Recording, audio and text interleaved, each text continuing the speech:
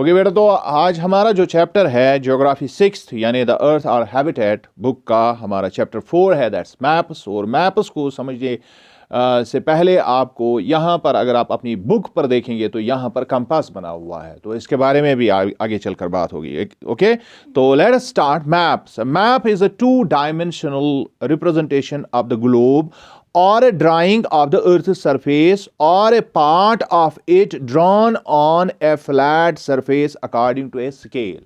ये एक ऑथेंटिक, आप इसको समझ लीजिए, एक ऑथेंटिक डेफिनेशन अगर आपको मैप की चाहिए तो वो हम ये बहुत सारी बातें आपकी बुक में लिखी हुई है, और ये आपको एक जिसको हम कहते हैं कि सबसे ज़बरदस्त डेफिनेशन अगर आप मैप की बनाना चाहेंगे कि मैप हम किससे कहते हैं, तो इस डेफिनेशन को जो मैंने पहले लिखी है इसको आप समझने की कोशिश करेंगे। It's a 2 dimensional representation. ये 3 डायमेंशनल नहीं है किसकी तरह, ग्लोब की तरह, कि उसमें वो मतलब हूबहू जो उसका शक्ल है वो नहीं आता है, बल्कि ये एक रिप्रेजेंटेशन है फ्लैट सरफेस पर, तो इसका 3rd डायमेंशन नहीं है। तो लिहाजा हम ये कह सकते हैं कि ये रिप्रेजेंट करता है ग्लोब को 2 डायमेंशनली, यानी उसके 2 डायमेंशंस को। क्योंकि ग्लोब को जब हम देखते हैं तो हमने ग्लोब के बारे में पहले ही पढ़ा है कि ग्लोब जो है इसके एडवांटेजेस के साथ साथ इसके कुछ डिसएडवांटेजेस भी है, और डिसएडवांटेजों में सबसे बड़ा डिसएडवांटेज इसका यह है कि डिटेल्स, हम जो जमीन के ऊपर डिटेल्स हैं उनको हम समझ नहीं पाते हैं अगर हम ग्लोब का इस्तेमाल करें। तो ये डिटेल्स जो है ये कहां से हम फिर इसको किस तरह से करें, तो उसके लिए हमें 2 डायमेंशनल रिप्रेजेंटेशन है, वो है मैप्स, वो है हम उनका इस्तेमाल करके इसको करते हैं। तो मैप बनाए कैसे जाते हैं? It's a drawing of the earth surface, जमीन की जो ऊपर वाली सतह है उसका हम ड्राइंग बनाते हैं, या उसके पार्ट का, एक हिस्से का। ग्लोब तो एक पार्ट का नहीं हो सकता है, ग्लोब तो पूरी जमीन को रिप्रेजेंट करता है। अब मैप की सबसे बड़ी गुंजाइश ये है कि इसमें से आप एक हिस्सा भी निकाल सकते हैं। तो अगर आप मिसाल के तौर पर विलेज बुमथन, इसका आप मैप बना सकते हैं। इसी तरह अपने टाउन यानी अनंतनाग का आप मैप बना सकते हैं, अपनी एक यूनियन टेरिटरी J&K का आप मैप बना सकते हैं, और फिर अपने मुल्क का तो मैप हमारे पास ऑलरेडी है, और इसी तरह वर्ल्ड मैप तो आपने देखा है। तो ये सारे के सारे मैप्स अलग अलग जो हैं हम बना सकते हैं, जबकि ग्लोब में ऐसा मुमकिन नहीं है। और वो बनाते कैसे हैं हम? It is based on a scale, इसको हम स्केल के जरिए से बनाते हैं। ये ऐसे नहीं है कि आपको जितना मर्जी है उतना बुमथन को दिखाओ, मैप पर आप उसको अनंतनाग से भी बड़ा दिखाओ, नहीं, इट्स नॉट दैट केस। तो मैप एक खास स्केल के जरिए से, तो स्केल के बारे में हम आगे चलकर इसको क्लियर करेंगे। स्केल होता क्या है फिलहाल आप दिमाग में रखें। It is impossible to represent all features of the earth surface in their true size and form, therefore a map is drawn at a reduced scale. चूंकि स्केल का हमने बार बार जिक्र किया है यहां पर, अब चूंकि मैप भी मुमकिन नहीं है सारी जमीन की पूरी सूरत हाल को हम मैप पर उतारें। अब हम कैसे पूरी जमीन को एक छोटे से शीट पर या आपके बुक के पेज पर हम पूरी जमीन को किस तरह रिप्रेजेंट कर सकते हैं? इसका मतलब है स्केल के जरिए ही होगा। तो वो स्केल जो होता है हमेशा रिड्यूस्ड स्केल होता है, यानी हम अगर मिसाल के तौर पर बुमथन का मैप बनाना चाहेंगे आपकी कॉपी पर, तो सबसे पहले हमें यह देखना है कि कागज का टुकड़ा कितना बड़ा है और बुमथन कितना बड़ा है, समझ रहे हैं? तो चिजाए की अब हम बात करेंगे पूरी अर्थ की, तो इसका मतलब है हम बाउंड है कि स्केल के अकॉर्डिंग, और वो स्केल रिड्यूस्ड स्केल होगी, यानी उसको कम करके हम बनाएंगे, और बहुत ज्यादा कम करके हम बनाते हैं ये। Thus a map is defined as selective, symbolized and generalized representation। अब जो मैप है हम इसको कहेंगे कि ये सिंबलाइज, इसमें सिंबल है, निशानियां रखी हुई है। कोई अगर किसी जगह पर हमें मिसाल के तौर पर एयरटेल का टावर दिखाना होगा तो हम एक लकीर खड़ी करेंगे वहां पर, पूरा टावर नहीं बना सकते हैं, समझ रहे हैं? तो ये रिप्रेजेंटेशन हो गई उसकी, और इसको हम सिंबल में एक खास सिलेक्टेड सिंबल हम बनाएंगे और उसके जरिए से बात को समझेंगे। और कुछ चीजें हम जनरलाइज उसमें करते हैं कि देखिए जहां से ये वाली लाइन जा रही है तो ये एयरवेज है, ये रोडवेज है, ये इस तरह है, ये इस तरह है, ये सिंबॉलिक रिप्रेजेंटेशन होती है। क्लियर? और ये होता है, और पूरी जमीन को क्या वो मैप रिप्रेजेंट करता है? या तो पार्ट को करता है या फिर होल को भी करता है, ऐसा मुमकिन है। लेकिन हमेशा स्केल जो होती है वो रिड्यूस्ड रहती है, यानी कम होती है। हमेशा जो एक्चुअल साइज होता है वो स्केल के बराबर कभी भी नहीं होता, लेकिन एक रेशो के मुताबिक हम करते हैं। A collection of maps arranged according to different themes is called an atlas. और अब अगर हम किताब को देखेंगे, हमारे पास एटलस मौजूद है, तो आपने वो एटलस देखा, उसका नाम एटलस क्यों है? क्योंकि जो हम ग्रीक्स, यूनानी लोग जो थे, वो उनकी मैथोलॉजी बहुत स्ट्रांग है और पूरी की पूरी जो लिटरेचर में आती है, इवन साइंस में भी उनकी मैथोलॉजी काम करती है। तो ये यूनानी लोग बहुत पुराने ज़माने में इनकी जंगें होती थी, तो जो टाइटन्स के साथ जंग एटलस ने लड़ी थी, वो एक इनका ग्रीक गॉड है, ज़मीन का गॉड है, तो उसको फिर सज़ा ये मिली थी कि उसको टाइटन्स ने सज़ा दी थी कि पूरी की पूरी ज़मीन को आप अपने ऊपर उठा लीजिए। ये मैथोलॉजी है। तो इस वजह से हम एटलस को, मतलब एटलस को अब कहते हैं कि ज़मीन के सारे जो भी चीज़ें उसके मुतालिक हैं, नक्शे जात या कुछ भी, तो उसको हम एटलस में डाल देते हैं। So that is why the book of this maps is known as atlas. बात समझ आई? ये कहानी मैंने इसलिए समझाई ताकि आपको ये दिमाग में रहे और एटलस हमेशा के लिए आपके दिमाग में महफूज हो जाए। Different types of maps. अब हमने बात की कि मैप जो है ये मुख्तलिफ तरीकों का हो सकता है, इसमें हम मुख्तलिफ इंफॉर्मेशन जो है दे सकते हैं। ग्लोब में ये मुमकिन नहीं है। तो कुल मिला के हम मतलब मैप की बहुत सारी किस्में निकाल सकते हैं, लेकिन अब यहां पर एक जो है कंप्रहेंसिव लेवल पर अगर हम कहेंगे तो हम 3 तरह के मैप्स जो है आमतौर पर यूज करते हैं ज्योग्राफी में। जब हम बेसिक लेवल की ज्योग्राफी पढ़ते हैं तो उसमें पहला आता है फिजिकल मैप। क्या आता है? फिजिकल। क्या होते हैं ये physical maps? Map showing natural features of the अर्थ।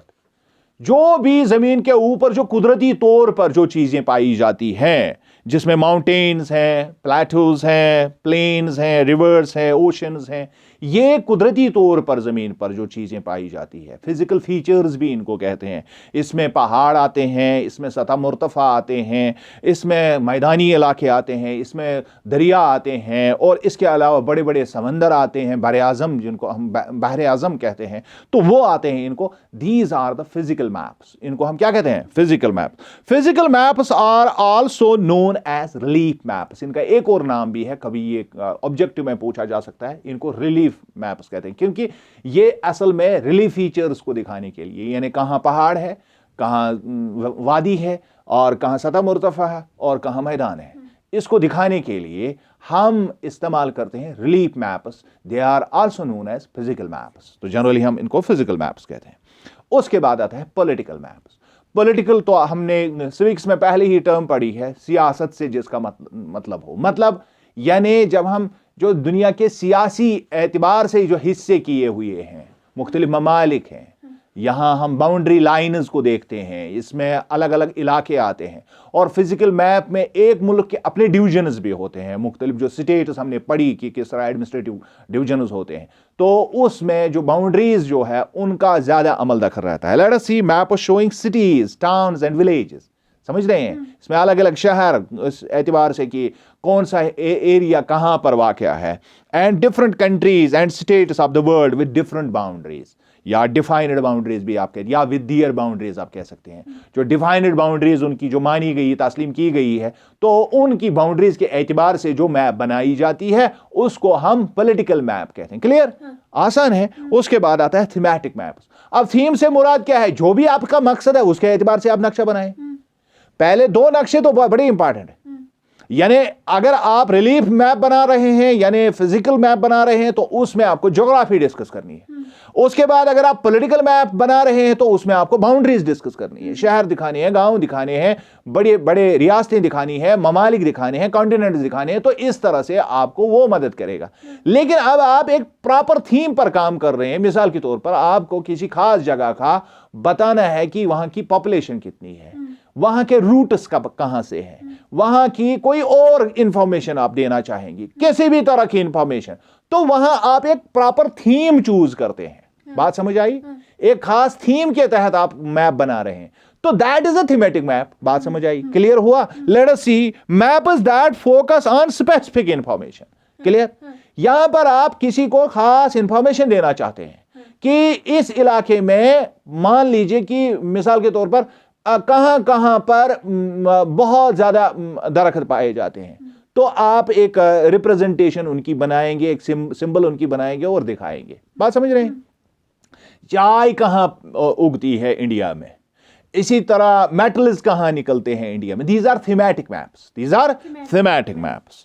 तो इसमें आप क्या सकते हैं, सच एज रोड मैप आप बना सकते हैं, रेनफॉल का मैप बना सकते हैं, आपकी कहां कितनी बारिश पड़ती है, map showing distribution of forest आप दिखा सकते हैं, कहां पर कौन से जंगलात किस तरह के पाए जाते हैं, इंडस्ट्रीज को दिखा। बात अब समझ आई? तो this is called thematic map, यानी थीम को लेके चल रहे हैं आप किसी खास मकसद के लिए आप ये मैप तैयार कर रहे हैं, उस मकसद की इंफॉर्मेशन आप लोगों तक पहुंचा रहे हैं। उसके बाद चूंकि ये मैप जब हमने अब बात की ओवरऑल जो मैप्स के मुख्तलिफ, इसके अलावा भी मैप्स की और किस्में हैं, लेकिन इस लेवल पर आपको उनको जानने की जरूरत नहीं है। लेकिन इसके जो इंपॉर्टेंट कंपोनेंट्स हैं वो भी काफी हैं, लेकिन 3 कंपोनेंट्स आपको कम से कम इस लेवल पर पता होने चाहिए। नंबर 1 इज डिस्टेंस, दूरी जिसको हम कहते हैं, डायरेक्शन यानी तरफें किस तरफ हैं इसकी, सिमतें जिनको हम कहते हैं उर्दू में, यानी नॉर्थ ईस्ट वेस्ट साउथ जिनको हम डायरेक्शंस कहते हैं, और सिंबल इसमें क्या इस्तेमाल हुई है। इन 3 चीजों से ही असल में मैप जो है वो रीडेबल बनता है, यानी आप उसको फिर रीड कर सकते हैं। और आज जब आप जाएंगी, जो जिस तरह आप यूजुअली आप अपने मैप को अपने कमरे में देखते हैं, मैप लगा हुआ है तो उसको आप कभी देखते हैं तो आप कोशिश करते हैं उसका अंग्रेजी पढ़ने की, लेकिन अब अगर आज आपको सिंबल समझ आ गए तो बहुत सारी इंफॉर्मेशन ऑटोमेटिकली आप जो है उसमें से अखज कर सकते हैं। बात समझ रहे हैं? Let us see what is distance. We know that all, यहां पर जब हम डिस्टेंस की बात करेंगे तो स्केल जो हमने पहले कहा, रिड्यूसर स्केल पर मैप बनाया जाता है। अब आपको यह पता चलेगा डिस्टेंस में। Clear? So we know that all maps are reductions, अभी हमने पढ़ा रिड्यूस्ड स्केल पर है, ये रिडक्शंस होती है। पूरी दुनिया को हम एक कॉपी के एक पेज पर उतार रहे हैं, तो ये कितनी बड़ी रिडक्शन है, यानी जिसको हम कहते हैं कि सोच से भी बालातर है। क्लियर? तो but this reduction is done very carefully, लेकिन ये रिडक्शन ऐसे वैसे नहीं होती है, इसको बड़ी इनिमाक से बनाया जाता है, गौर से फिक्र करके बनाया जाता है, so that the distance between the places is real. अब जो हम यहां पर बनाएंगे, कोई भी मैप बनाएंगे तो ये हकीकी मानों में होना चाहिए कि अगर हम पेज पर किसी जगह को किसी खास जगह से दूरी जो उसकी बना रहे हैं वो किसी भी तरह से मिसाल मैं आपको यहां समझाऊंगा, उससे आपको ज्यादा आसानी होगी। हमें फर्ज कर लीजिए कि हमारे गांव से निपोरा जितना दूर है उतना मलपोरा भी दूर है। बात समझ रहे हैं? अब हम मैप बना रहे हैं अपने आसपास के गांवों का, तो हमें बराबर मैप पर भी उतना दूर रखना है निपोरा को और मलपोरा को, और बुमथन को उस जगह पर कायम करना है जहां पर हमें मलपोरा और निपोरा एग्जैक्ट लोकेशन पर आ जाए, यानी वो एग्जैक्ट डिस्टेंस और नॉट लोकेशन, एग्जैक्ट डिस्टेंस पर आ जाए। ये एक्यूरेट होनी चाहिए। यानी रिडक्शन तो हमने की, छोटे पैमाने पर हमने बनाया, लेकिन बनाया इस तरह की ये इनकी डिस्टेंस जो है एक्चुअल में वो यहां पर भी दिखती है पेज पर। समझ रहे हैं? So it is real. It can only be possible when a small distance on paper represents a large distance on the ground. यह किस तरह से मुमकिन है कि जब हम जो डिस्टेंस है दो गांवों के बीच की जो डिस्टेंस है हमारे गांव से, उसको हम एक्चुअल स्केल के तहत उस एतबार से बनाए कि अगर हम मानते हैं कि यहां से निपोरा 3 किलोमीटर या 2 किलोमीटर या 1 किलोमीटर दूर है और मलपोरा भी उतनी दूरी पर है, तो हम उनकी एक्यूरेट डिस्टेंस को यहां पर भी मिसाल के तौर पर अगर वो 1 किलोमीटर दूर है तो 1 सेंटीमीटर उसको भी दूर रखेंगे, 1 सेंटीमीटर दूसरे गांव को भी दूर रखेंगे। यानी एक्चुअल होना चाहिए, फैक्चुअल होना चाहिए, रियल होना चाहिए। Therefore a scale is chosen. अब वो ऊपर वाली बात आ गई, तो इसके लिए हम लेते क्या है? स्केल लेते हैं। और वहां पर भी जब हमने मैप को पढ़ा था हमने कहा कि ये स्केल के अकॉर्डिंग होता है। तो सबसे पहली बात यहां डिस्टेंस को किस तरह से हम कायम करें, तो उसके लिए स्केल लगता है। क्या लगता है? स्केल। क्या है स्केल?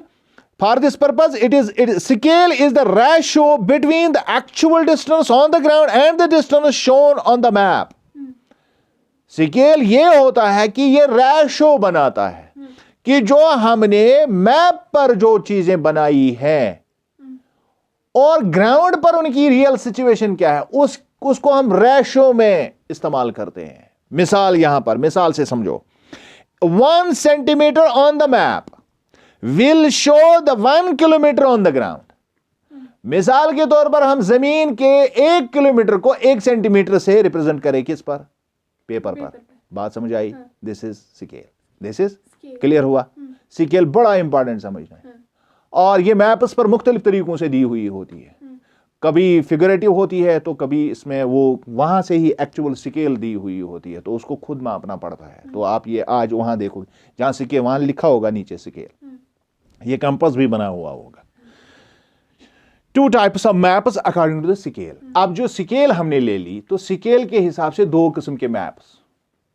अब मैं खुद ही आपसे पूछूंगा तो किस किस तरह की हम स्केल यूज कर सकते हैं? और लार्ज स्केल भी यूज कर सकते हैं, बड़े स्केल पर भी बना सकते हैं, छोटे स्केल पर भी बना सकते हैं, समझ रहे हैं? तो अगर बड़े स्केल पर बनाएंगे तो डिटेल ज्यादा आ सकती है, छोटे स्केल पर आएंगे तो जमीन ज्यादा आएगी, डिटेल कम आएंगे। बात समझ रहे हैं? तो ये याद रखना है। तो पहला है इसमें small scale. When large areas, बड़े एरियाज को, यहां कंफ्यूज नहीं करना, बड़े एरियाज को जब हम छोटे से मैप में दिखाएंगे तो ये स्मॉल स्केल हो गया, ये लार्ज स्केल नहीं हो गया, इसको कंफ्यूज नहीं करना। सो लाइक कंटिनेंट्स और countries are to be shown on a paper, जब हम पेपर पर बड़ी कंट्री को दिखाएं, पेपर पर कंटिनेंट्स को दिखाएं, पूरी अर्थ को पेपर पर दिखाएं, it is called A small scale, क्योंकि अब इसमें डिटेल्स बहुत ज्यादा नहीं आएंगी, स्केल छोटी हो जाएगी।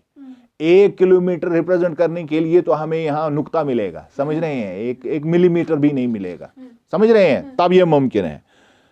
फॉर एग्जाम्पल यहां पर हम देखेंगे, then we use a small scale. For example 5 centimetre on the map, यानी 5 centimetre on the map shows 5000 kilometres of the ground. ये एक मिसाल है, ये जरूरी नहीं है यही हो, मैंने आपको एक मिसाल से समझाया। यानी 5 सेंटीमीटर 5000 किलोमीटर को रिप्रेजेंट करता है। तो कितनी छोटी स्केल, बहुत छोटी माइन्यूट स्केल हम यूज करते हैं, तो इसको हम क्या कहते हैं? Small scale. Now let us see what is large scale. Large scale map, when a small area like a village, अब हम गांव को अपने ले रहे हैं, और ए टाउन, शहर को ले रहे हैं, is to be shown on paper, a large scale is use, फिर हम बड़ी स्केल यूज करते हैं। फॉर एग्जाम्पल 1 सेंटीमीटर, वहां हमने 1 सेंटीमीटर या 5 सेंटीमीटर 5000 किलोमीटर, तो यहां 1 सेंटीमीटर को only the map on the map shows only 100 metres, तो यहां मीटर्स की बात हो रही। 1 सेंटीमीटर 100 मीटर, यानी बड़ी स्केल है, इसमें काफी डिटेल समा सकती है। क्लियर? तो ये इसको हम कहते हैं, it is called a large scale when 1 centimetre on the map shows only 100 metres on the ground. अब ये मैंने नहीं दिया है कि आप ये ले लीजिए, स्केल आप चेंज भी कर सकते हैं, मैंने ये एग्जांपल दी है। यानी एक तरह से आप जो नक्शे की जो डिटेल्स हैं उसमें आप स्केल बड़ा यूज कर रहे हैं, तो उसको हम कहेंगे लार्ज स्केल। अगर आप एरिया ज्यादा ला रहे हैं, स्केल फिर रिड्यूस हो जाएगी, तो उसको हम स्मॉल स्केल कहेंगे। क्लियर? लेट अस सी नाउ डायरेक्शन। अब दूसरा कंपोनेंट आता है मैप का, क्या आती है? ये डायरेक्शन। अब जो मैंने पहले कहा था, ये कंपास देख लेना, तो इस कंपास को आप नजर में रखेंगे और हम पढ़ेंगे आगे। Most maps contain an arrow marked with the letter N, आप देख रहे हैं ना यहां, at the upper right hand corner, ऊपर राइट हैंड कॉर्नर पर ये मैप के ऊपर होता है, और आज आप देखेंगे उन मैप्स में सब में है, लेकिन अभी तक आपकी नजर से नहीं गुजरा होगा क्योंकि आपको इसका पता नहीं था, तो पढ़ने का यही फायदा होता है। तो उस पर लिखा होता है एन, इसको नॉर्थ लाइन कहते हैं। This arrow shows the north direction और द नॉर्थ लाइन, इसको हम नॉर्थ डायरेक्शन इससे शो होती है, और हमेशा मैप्स का नॉर्थ ऊपर की तरफ होता है, समझ रहे हैं? टॉप की तरफ क्या होता है? नॉर्थ, और बॉटम उसका साउथ होता है, और राइट उसका ईस्ट होता है, और लेफ्ट उसका वेस्ट होता है। लेकिन जब हम बच्चों को समझाते हैं एक्चुअल फैक्चुअल ग्राउंड्स पर, तो वहां पर हम उनको कहते हैं कि आप अपना मुंह करो किस तरफ, जहां से वेरी गुड, या जहां से सनराइज होता है तो ईस्ट की तरफ मुंह किया जाता है। तो वहां पर लेफ्ट राइट जो होता है, ये जो शुमाल और जुनूब हम कहते हैं, असल में ये अरबी टर्म्स है। नॉर्थ को हम शुमाल कहते हैं, और शुमाल कहते हैं लेफ्ट हैंड को अरबी में, और जनूब कहते हैं, जनब कहते हैं किसको? राइट हैंड को, तो साउथ को कहते हैं। बात समझ आई? तो ये भी एक इसमें अहम मामला है। और शर्क कहते हैं जहां से सूरज तलू होता है, और गर्ब कहते हैं जिसको हम मगरिब कहते हैं, फिर गर्ब कहते हैं जहां से वो गायब होता है, यानी जहां से वो गुरूब होता है। बात समझ आई? तो लेट अस सी नाउ, तो जो नॉर्थ लाइन होती है टॉप की तरफ रिप्रेजेंट करती है, देयर आर 4 कार्डिनल डायरेक्शंस, फिर 4 कार्डिनल डायरेक्शंस बनती है, यानी मेन डायरेक्शंस, जो हम उर्दू में भी हम जब छोटे थे तो हम पढ़ते थे तरफें 4 है, नंबर 1 मशरिक, नंबर 2 मगरिब। ये बहुत छोटे, जब हम शायद दूसरी तीसरी जमात में पढ़ते थे तो हमारी एक छोटी सी ज्योग्राफी पढ़ाई जाती थी उर्दू में, तो उसमें ये होता था तरफें 4 है, नंबर 1 मशरिक, नंबर 2 मगरिब, नंबर 3 शुमाल, नंबर 4 जनूब। ये मुझे आज भी याद है। तो ये तरफें जो हैं ये कार्डिनल डायरेक्शंस कहलाती हैं। They are north and is represented by N, इसको एन से लिखा जाता है, और south S, east E, W west. तो ये यहां पर 4 कार्डिनल डायरेक्शंस। उसके बाद इनके जेली और 4 डायरेक्शंस बनती है जिनको हम इंटरमीडिएट डायरेक्शंस कहते हैं। एंड दे आर, हम उनको किस तरह से, हम नॉर्थ साउथ को मिला के, ईस्ट वेस्ट को नॉर्थ साउथ के साथ मिला के और डायरेक्शंस क्रिएट करते हैं। तो लेट अस सी हाउ। देखिए intermediate directions, north east, north को ईस्ट के साथ मिला है, ठीक। साउथ ईस्ट, ठीक। फिर south west and north west. और इनके लिए भी रिप्रेजेंटेशन जो होती है, नॉर्थ ईस्ट को एनई और साउथ ईस्ट को एसई, साउथ वेस्ट को एसडब्ल्यू और नॉर्थ वेस्ट को एनडब्ल्यू, इन नामों से माना जाता है। तो इनको अगर हम उर्दू में भी देखेंगे तो इसको जुनूब मगरिब, जुनूब मशरिक, समझ रहे हैं? तो इस तरह से हम कहते हैं। इसी तरह शुमाल मगरिब और शुमाल मशरिक कहते हैं इनको। तो ये हम उर्दू में उस ज़माने में इसको इस्तेमाल करते थे। लेकिन अब आपको ये उर्दू के टिपिकल वर्ड याद रखने की ज़रूरत नहीं है, आप इसको अंग्रेज़ी में, मैं हमेशा इस बात का कायल हूँ कि आप जो वोकेबलरी, जो किसी प्रॉपर जो टर्मिनोलॉजी होती है, उसको अपने दिमाग में हमेशा महफूज कर लीजिए, क्योंकि वोकेबलरी चेंज नहीं होती है। जिसको हम एक तरह से उसकी किसी भी मजमून की या जो भी आप सब्जेक्ट पढ़ रहे हैं उसकी एक अपनी प्रॉपर वोकेबलरी होती है जो वहाँ हमेशा यूज़ होती है, तो उसको यूज़ करना चाहिए। दैट इज़ एक्चुअल टर्मिनोलॉजी, वो असल में टर्मिनोलॉजी उसकी होती है। उसको याद करना ही असल जो है कॉन्सेप्ट, उसको समझना होता है। समझ रहे हैं? So direction is help to locate any place easily and more accurately. Direction से क्या होता है? मिसाल के तौर पर आप किसी से कहेंगे कि आप जब फुरा पहुंचेंगे तो आपको, अब मीर बाजार अगर आपको पहुंचना है तो आप कौन सी डायरेक्शन यूज़ करेंगे? तो वहां आप कहेंगे, हम ऐसे ही कहते हैं कि सिनेरे पर दुछुन पतनेरे खोड़। तो इस तरह से कंफ्यूजन होता है आदमियों को। लोगों को कंफ्यूजन दूर करने के लिए अगर हम प्रॉपर ज्योग्राफिकल लोकेशंस की बात करेंगे तो वहां डायरेक्शंस का इस्तेमाल होता है। आप उसको कहेंगे आप सीधे सीधे नॉर्थ की जानिब जाएंगे, या आप उसे कहेंगे सीधे ईस्ट की जानिब जाएंगे, या आप साउथ ईस्ट की जानिब मुड़िए, तो उसको कंफ्यूजन नहीं होगा। लेकिन उसके लिए जरूरी है कि उसको ये पता हो नॉर्थ ईस्ट साउथ ईस्ट क्या है। इसलिए मैंने कहा इसको सीख लेना बहुत जरूरी है। उसके बाद आता है तीसरा कंपोनेंट, बहुत इंपॉर्टेंट कंपोनेंट, सिंबल्स। और ये सिंबल्स क्या होती है? निशानियां होती है, ठीक। तो मुख्तलिफ किस्म की निशानियां बनाती है, उनका मतलब होता है। Maps have a universal language in the form of symbols. इनकी यूनिवर्सल लैंग्वेज है। और हम अभी जो बैनुल-अक़वामी तौर पर जो रिकॉग्नाइज सिंबल्स हैं उनका एक चार्ट मैंने इसमें दिया हुआ, आपने देखा होगा पहले ही। तो इनको हम रिकॉग्नाइज करते हैं थ्रू आउट द वर्ल्ड। पूरी दुनिया के लोग इसको अपनी अपनी जुबान में खुद जानते हैं ये किस चीज को रिप्रेजेंट करती है। There is an international agreement regarding the use of symbols known as conventional symbols. और उन सारी जो इंटरनेशनली यूज की जाती है, पूरी बैनुल-अक़वामी तौर पर जिन सिंबल्स का इस्तेमाल होता है, जो निशानियों का मैप्स में इस्तेमाल होता है, उनको हम कहते हैं कन्वेंशनल सिंबल्स। क्या कहते हैं? अगेन फिर मैं कहूंगा कि इसको यही याद रखना है, कन्वेंशनल सिंबल्स यानी वो सिंबल्स जो पूरी दुनिया में एक तरह से ही इस्तेमाल होती है और उनकी मीनिंग एक जैसी समझी जाती है। These symbols give a lot of information in a limited space. छोटी सी स्पेस, हमें पता है रिडक्शन स्केल पर होता है मैप, तो छोटी सी स्पेस में बड़ी इंफॉर्मेशन अगर आपको देनी हो तो सिंबल्स का यूज बहुत जरूरी है। तो मैप, थीमेटिक मैप्स में ज्यादा इस्तेमाल होते हैं। With the use of these symbols maps can be drawn easily and are simple to read.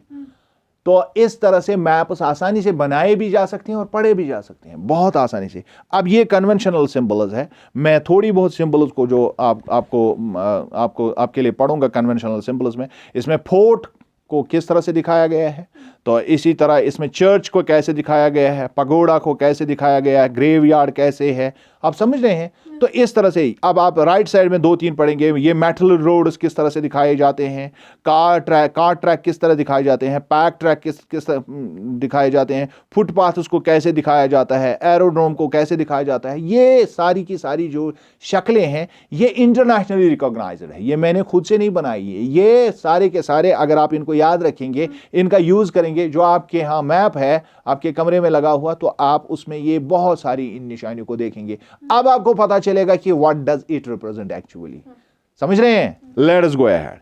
The typical colour, अब कलर को मैंने कलर किया है, ठीक है। तो कलर का मतलब यानी हम मुख्तलिफ कलर्स का यूज करते हैं किसमें? मैप में। और यहां पर भी खास कलर्स को खास चीजों के साथ वाबस्ता किया जाता है। आपने देखा होगा ग्लोब जो हमारे यहाँ पड़ा हुआ, उसमें आप देखेंगे कि ब्लू कलर का बहुत इस्तेमाल हुआ है, और फिर बाकी मल्टी कलर और बाकी पार्ट्स को दिखाया गया है, लेकिन ज्यादातर एरिया को ब्लू में दिखाया गया है।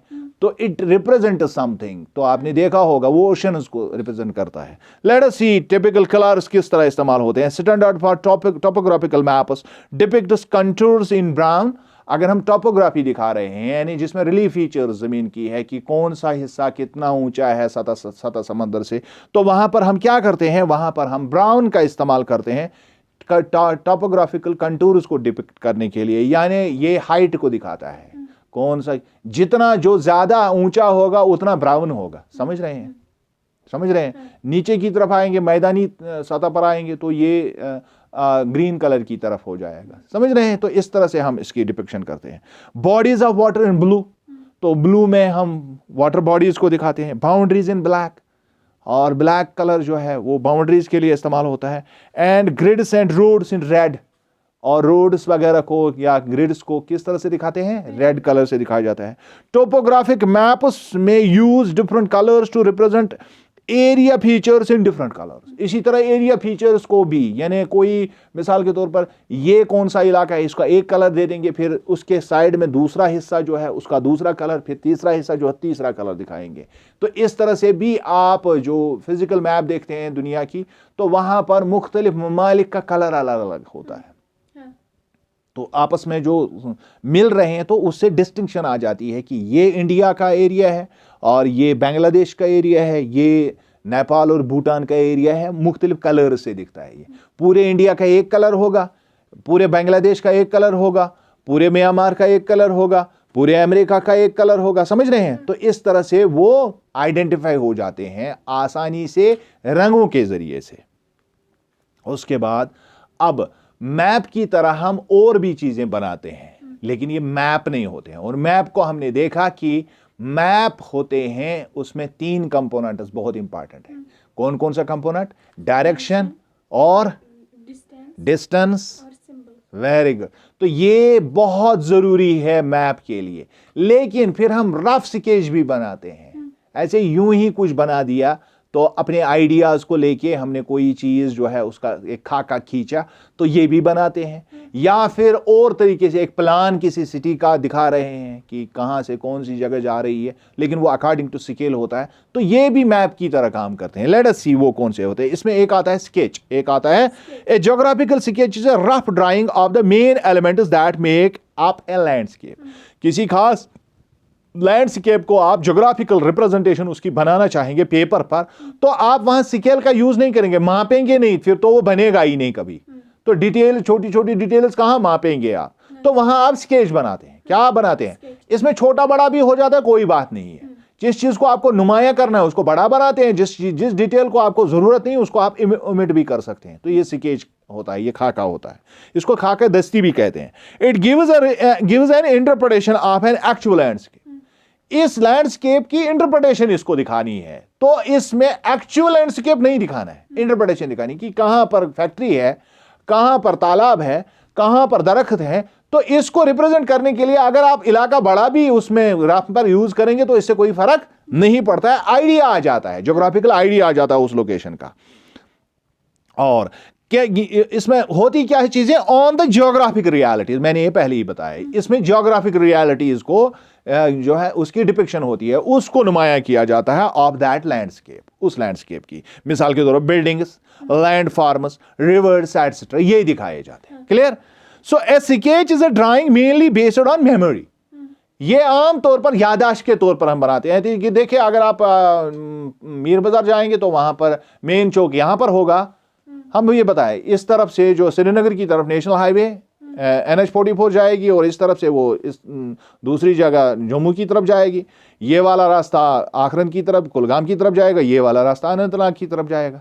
तो इस तरह से हम एक रिप्रेजेंटेटिव, यहाँ पर J&K बैंक है, यहाँ FCI है, यहाँ फलानी जगह है, यहाँ फला, तो हम एक रफ स्केच जो दिमाग में हमारे हैं तो उसको बना के दे देते हैं। तो यहां पर हम स्केल का यूज नहीं, it is never according to scale and it is not possible to make a sketch according to scale. ये जरूरी नहीं है और ना ये मुमकिन है। ये स्केच बना हुआ है, अब आप देख रहे हैं ये किसी ने अपने हाथ से बनाया हुआ है और जो उसको डिटेल्स चाहिए उनको नुमाया किया है, जो डिटेल्स नहीं चाहिए तो वो प्लेन रखा है। बात समझ आई? तो ये मैंने छोटा सा एक स्केच यहां पर, आप इसको जूम करके आप इसको देख सकते हैं। उसके बाद प्लान, ये एक और तरह का मैप होता है। A plan is drawn to scale.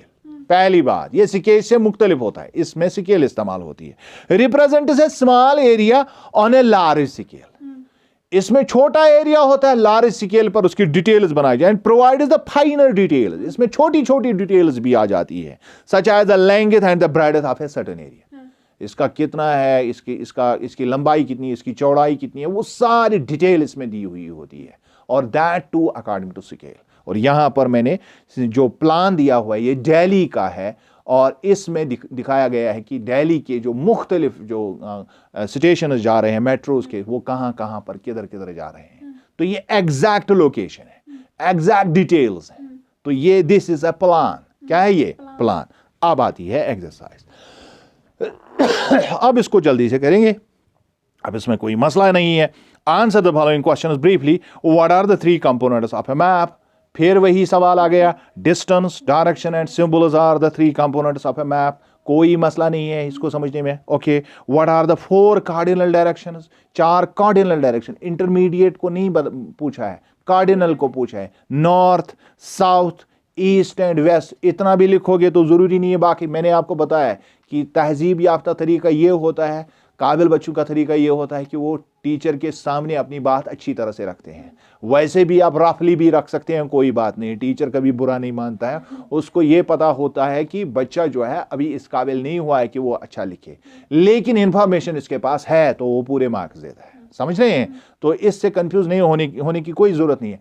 Actual आपको पता है कि क्वेश्चन में क्या पूछा जा रहा है, वो काफी है। तो अगर आप north, south, east and west लिखेंगे तो ये भी काफी है। दूसरी बात, यहां पर मैं आपको एक और स्किल समझाऊंगा। यहां लिखा है what are the four cardinal directions.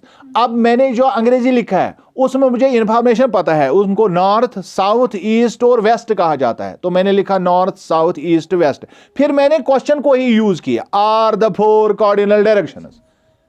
तो जो चालाक बच्चे होते हैं उसको समझ जाते हैं। तो ये एक तरह से आसान तरीका होता है कि पूरे सवाल को किस तरह याद करें। और बच्चे अक्सर बेशतर परेशान रहते हैं कि इतना लंबा सवाल कौन, बहुत सारे क्वेश्चंस होते हैं इस तरह के, तो उनको आप बिल्कुल हल्के से आप इनको हल कर सकते हैं। ठीक है, let us find out the question number C. What do you mean by the term the scale of the map? The scale of the map refers to the ratio between distance on a map. वो ratio जो map पर जो distance होती है एक जगह से दूसरी जगह की, जो दरमियानी फासला होता है उसको, एंड द कॉरस्पॉन्डिंग डिस्टेंस, उसका रेशियो किसके साथ होता है? एक्चुअल डिस्टेंस, जो corresponding distance on the ground, ये जो असल डिस्टेंस है उसके साथ उसका रेशियो क्या है। यानी मिसाल के तौर पर असल डिस्टेंस 1 किलोमीटर है तो हमने मैप पर दिखाई है 1 सेंटीमीटर, तो इसको हम स्केल कहेंगे, इसको हम स्केल। बात समझ आई? Okay, D part, how are maps more helpful than globe?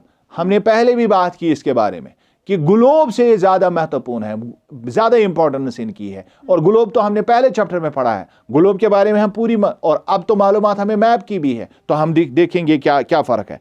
Maps give more information than a globe. पहली बात, ये इंफॉर्मेशन बहुत ज्यादा देते हैं। They can be used to show the physical features of the earth. इनमें फिजिकल फीचर्स आते हैं, जबकि ये ग्लोब में बिल्कुल नामुमकिन है। और they are easy to carry also, वो पॉइंट तो मैंने इसमें लिखा ही नहीं है। Okay, mountains, plains, oceans, rivers, इस तरह के फिजिकल फीचर्स किसी भी तरह से, किसी भी एतबार से एग्जैक्टली किस पर नहीं दिखाए जा सकते हैं? ग्लोब पर नहीं दिखाए सकते। The political divisions of the अर्थ, इसके अलावा political divisions, countries, state, cities, villages, तो वहां पर तो कंट्रीज या कॉन्टिनेंट्स तो दिखाए जा सकते हैं, लेकिन छोटी स्केल पर। यहां बड़ी स्केल पर दिखा सकते हैं, और छोटी छोटे डिटेल्स भी, विलेजेस पर भी हम जा सकते हैं। And certain specific information, for example roads, rainfall, forests, industries, इन चीजों को अगर हम बयान करेंगे ग्लोब पर, तो बहुत बड़ा हमारे इस घर के बराबर ग्लोब होना चाहिए। तो तब जाके इतनी सारी इंफॉर्मेशन जो हम एक पेज पर, मैप के एक पेज पर दे सकते हैं। समझ रहे हैं? Let us go ahead. Distinguish between A map and A plan. एक मैप और एक प्लान के बीच में क्या फर्क है? दोनों स्केल के अकॉर्डिंग बनते हैं। ये मैप और स्केल का फर्क नहीं बताना है, किसका बताना है? मैप और प्लान। क्या होता है? A map is a representation of a large area of the earth's surface or a part of it on a small scale. Map होता है large part of earth's surface on a small scale. on a plan इसका उल्टा है। तो मतलब a small part of the earth's surface on a large scale। ये भी हो गया ना, खुद से आपने जवाब कर लिया, जरूरी नहीं है आप मेरा पढ़े। It provides an accurate description of the greater portion of the earth। पूरे बड़े पोर्शन का एक्यूरेट डिस्क्रिप्शन जो है मैप में दिया जाता है। किसमें? मैप में। अब देखते हैं प्लान में क्या होता है। Whereas a plan is a drawing of a small area on a large scale। जबकि प्लान जो होता है वो छोटे एरिया का बड़े स्केल पर रिप्रेजेंटेशन होती है पेज पर या मैप पर। विच प्रोवाइड्स फाइनर डिटेल, छोटी छोटी डिटेल। जब जैसा कि हमने वहां सिटी प्लान दिखाया, किसका? मेट्रो का सिटी प्लान दिल्ली का वहां पर बना है। उसमें फाइनर डिटेल्स है, कहां पर कौन सा स्टेशन कहां आता है, कौन सा स्टेशन कितना दूर है इस स्टेशन से। समझ रहे हैं? पास में कौन सा इलाका है।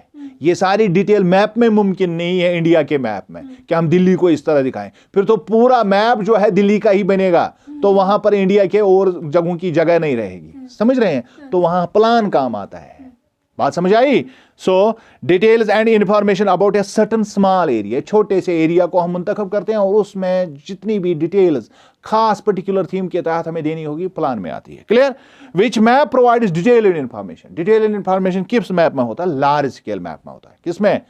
प्लान उसका एक बड़ा एक जरिया है, लार्ज स्केल मैप्स का ये एक उसका तरीका है। Maps provide detailed information because they show small area on A large scale. उसमें एरिया कम होता है, स्केल बड़ी होती है। उसके बाद how do symbols help in reading maps. Symbols किस तरह मदद करती है? अभी मैंने बताया। Symbol represent the important information of the maps.